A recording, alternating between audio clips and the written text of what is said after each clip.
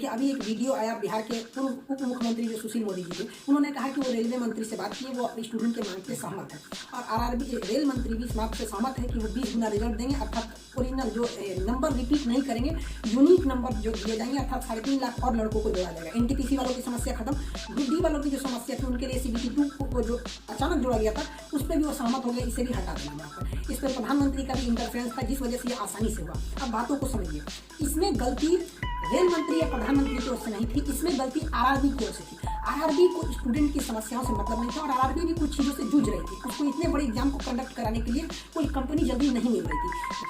आप बाबू बात समझिए, इतना प्रेशर है, हमारे घर के लोग, हमारी मम्मी परेशान है। अगर आप कल को अगर प्रोटेस्ट कर देते हैं या कुछ भी, तो हम अपनी मम्मी को समझाने में परेशान होंगे। एक फैमिली, बताइए हम लोग की फैमिली के ऊपर क्या गुजरता होगा, आप समझिए इस चीज़ को। हम इसलिए फिर हर स्टूडेंट को हम हाथ जोड़ते हैं, बाबू हम ठीक हैं फिलहाल, अगर पुलिस कुछ भी कार्रवाई करती है हमारे ऊपर हम आपको बताएंगे।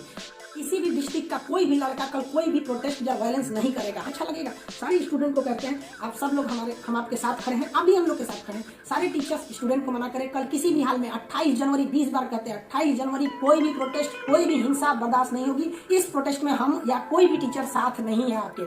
28 जनवरी का प्रोटेस्ट किसी भी स्टूडेंट या टीचर का नहीं है।